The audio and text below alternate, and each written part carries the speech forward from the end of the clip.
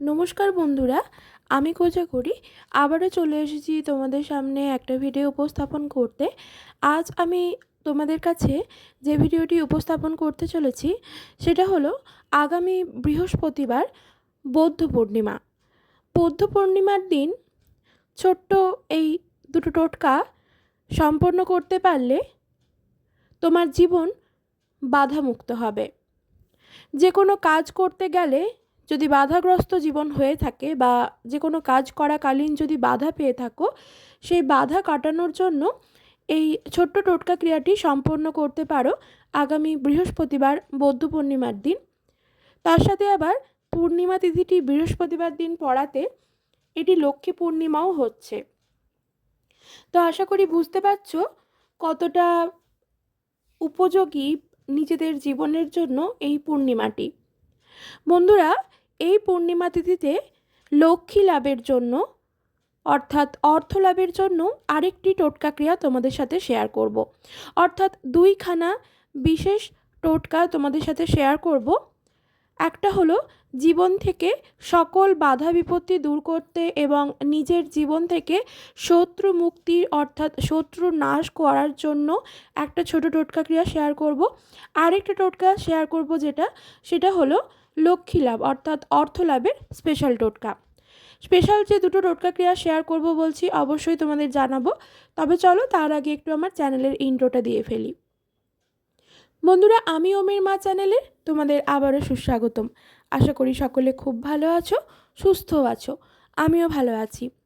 প্রথমেই বলি, এই বৌদ্ধ পূর্ণিমাটি যে কোনো স্ত্রী থেকে শুরু করে সকল নারী পুরুষ নির্বিশেষে সবারই করা উচিত। এই পূর্ণিমা তিথিটি আমাদের সকল সনাতন ধর্মাবলম্বী মানুষদের জীবনে খুবই উপযোগী।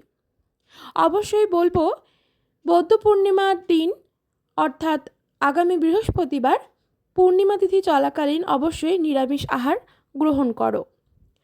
আর যে শত্রু নাশের টোটকাটা তোমাদের সাথে শেয়ার করব, এই টোটকা ক্রিয়াটি পূর্ণিমা চলাকালীন প্রদোষকালে সম্পন্ন করতে হবে। প্রদোষকাল অর্থাৎ বিকেল 4:30 থেকে সন্ধে 6:30 মধ্যে। স্পেশাল দুটো টোটকা অবশ্যই বলবো, কিন্তু চলো তো বন্ধুরা তার আগে আরেকবার বলে ফেলি বা আরেকবার স্মরণ করিয়ে দিই তোমাদের আরও একটা কথা। যে কোনো টোটকা ক্রিয়া সম্পন্ন করতে গেলে তোমাদের আমি সর্বদা বলে থাকি অবশ্যই ভগবানের ওপর আস্থা বিশ্বাসটুকু রেখো। আর যে সময় টোটকা ক্রিয়াটি সম্পন্ন করবে সেই সময় নিজের মনের পজিটিভিটিটাকে অবশ্যই কাজ করাবে, দেখবে হাতে নাতে প্রমাণ পাবে। এখন আমি জীবন থেকে শত্রু নাশ করতে এবং জীবন বাধামুক্ত করতে যে ছোট টোটকাটি শেয়ার করব বলছি, ভালো করে শুনে নাও। চাইলে লিখে নিতেও পারো। নারী পুরুষ সকলেই করতে পারবে এই টোটকা ক্রিয়া। কি লাগবে আগে শুনে নাও।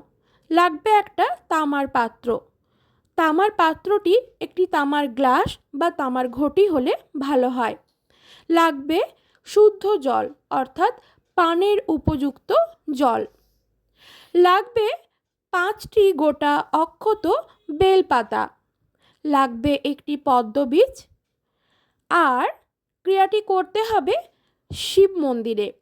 যদি তোমার বাড়িতে শিবলিঙ্গ থাকে তাহলে সেখানে করতে পারো, যদি সেই শিবলিঙ্গটি বাড়িতে প্রতিষ্ঠিত করা হয়।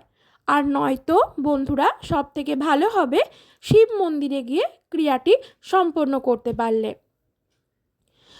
কি কি লাগবে বললাম, কি উপায়ে কি করবে এবার শুনে নাও। তামার পাত্রটি গ্লাস অথবা যে ঘটিটি নিয়েছো 1 ঘটি জল পরিপূর্ণ করো শুদ্ধ জল অর্থাৎ পানের উপযুক্ত জল দিয়ে। জলটির মধ্যে গঙ্গা জল মেশানোর কোনো প্রয়োজন নেই।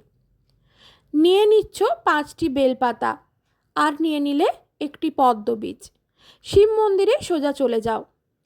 তোমার মনস্কামনা থাকবে এটাই যে তোমার জীবন থেকে তোমার জীবন যেন বাধামুক্ত হয়। আর তোমার যে শত্রু আছে, যারা তোমার অহরহ ক্ষতি করে চলেছে বা তোমার মনে হয় ক্ষতি করবে বা ক্ষতি করার একটা চিন্তাভাবনা আছে, বা তুমি যাকে পরিষ্কারভাবে জানো যে এই মানুষটি তোমার ক্ষতি করে চলেছে, সেই মানুষটির নাম তুমি বাবার কাছে বলো। যদি তার গোত্রটি জানতে পারো তাহলে ভীষণই ভালো হয়, যদি না জানতে পারো তার ক্ষেত্রেও কোনো অসুবিধে নেই, সেক্ষেত্রে তুমি ব্যক্তিটির বা মহিলাটির নাম বলো। বলে তোমার মনস্কামনা এটাই থাকবে যে বাবা, আমার জীবন থেকে সকল বাধা দূর করে ফেলো, আমার ওপর যারা হিংসা করে, কুনজর দিয়ে যারা আমার জীবন ছতচ্ছিন্ন করে দিচ্ছে, তাদের তুমি নাশ করো। বন্ধুরা, নাশ করা মানে আমি এটা বলছি না যে তাদেরকে মেরে ফেলবে, না, তাদের কুকীর্তিগুলি করা বন্ধ হোক, এই হলো নাশ করার অর্থ। দিয়ে শিব বাবার মাথায় অর্থাৎ শিবলিঙ্গে জলটি ঢেলে দাও।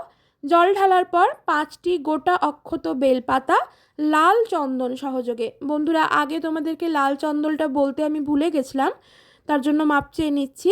লাল চন্দন সহযোগে গোটা অক্ষত 5টি বেলপাতা শিবলিঙ্গে অর্পণ করো। তারপর সেই শিবলিঙ্গে অর্পণ করো পদ্মবীজ। অর্পণ করলে সোজা বাড়ি চলে আসো। বাবাকে ভোগ প্রসাদ হিসেবে সাদা মিষ্টি দিতে পারো। তারপর বাড়িতে এসে, মন্দির থেকে সোজা বাড়িতে আসো, কোথাও দাঁড়াবে না। বাড়িতে এসে চন্দ্রমৌলেশ্বর শিবের স্মরণ করতে হবে। কি বললাম? চন্দ্রমৌলেশ্বর শিবের স্মরণ করতে হবে। বাড়িতে এসে তোমার ঠাকুর ঘরে ঢুকে পড়ো, সেখানে বসো। সেখানে নিশ্চয়ই শিব বাবার কোনো চিত্রপট বা শিবলিঙ্গ থেকে থাকবে। তো সেখানে বসো এবং এই মন্ত্রটি উচ্চারণ করো। মন্ত্রটি হলো ওং নমো চন্দ্রমৌলেশ্বর মহাদেবায় নমঃ। ওং নমো চন্দ্রমৌলেশ্বর মহাদেবায় নমঃ।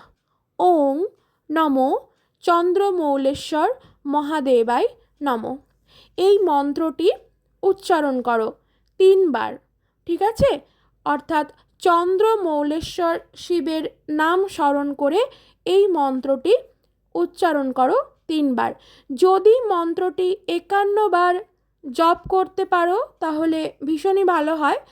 সেক্ষেত্রে যদি সবার সময়ের অভাব থাকে, যদি করতে না পারো, সেক্ষেত্রে বলবো 3 বার উচ্চারণ করো, অর্থাৎ স্মরণ করো, চন্দ্রমৌলেশ্বর বাবাকে স্মরণ করে এই মন্ত্রটি উচ্চারণ করো। তুমি দেখতে পাবে 24 ঘন্টার মধ্যে মিরাকেল ঘটেছে, তোমার জীবন বাধা মুক্ত হয়েছে।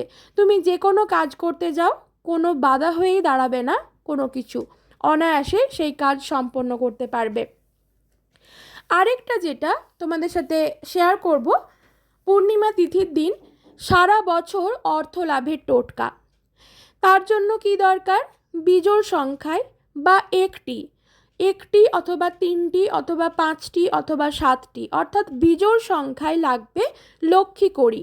হলুদ যে কড়িটা হয় সেটাকে লক্ষ্মী কড়ি বলে, সাদা কড়িটা নয়, লাগবে লক্ষ্মী কড়ি। লক্ষ্মী কড়ি যে কোনো বড় দশকর্মার দোকানে পেয়ে যাবে, একটু বড় সাইজের হয়।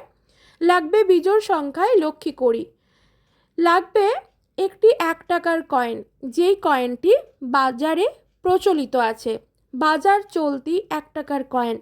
লাগবে একটা দারচিনি, গোটা অক্ষত একটা দারচিনি। দারচিনিটা যদি লম্বা হয় ভালো হয়, যদি লম্বা অবস্থায় না পাও সেক্ষেত্রে 1 টুকরো দারচিনি। লাগবে কাঁচা হলুদের একটা টুকরো, কাঁচা হলুদ, শুকনো গোটা হলুদ নয়, কাঁচা হলুদ। লাগবে একটা গোটা অক্ষত এলাচ। আর লাগবে লাল শালু। লাল শালুর মধ্যে এই সমস্ত জিনিসটি, অর্থাৎ ওই যে একটি বা বিজোড় সংখ্যায় যে কড়িগুলো বললাম সেই কড়িগুলো রাখো। ধান শীষ রাখো যদি পারো, ধান শীষ যদি মানে ধান যদি পাও রাখো, নয়তো 1 টাকার কয়েন রাখো, 1 টাকার কয়েনটা রাখতেই হবে। দারচিনির টুকরো রাখো, কাঁচা হলুদের টুকরো রাখো, গোটা অক্ষত এলাচটি রাখো এবং লাল শালুর মধ্যে রেখে সেটা গিঁট বেঁধে দাও। দিয়ে মা লক্ষ্মীর চরণের কাছে রেখে দাও বৃহস্পতিবার দিন। মা লক্ষ্মীর বীজ মন্ত্র শৃং মন্ত্রটি 15 মিনিট ধরে জপ করো, দেখবে হাতে নাতে ফললাভ করবে।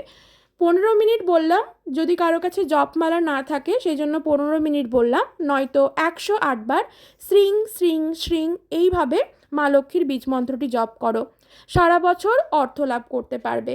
বন্ধুরা, ভিডিওটি ভালো লাগলে লাইক করো, শেয়ার করো আপনজনদের সাথে, সাবস্ক্রাইব করে পাশে থেকো।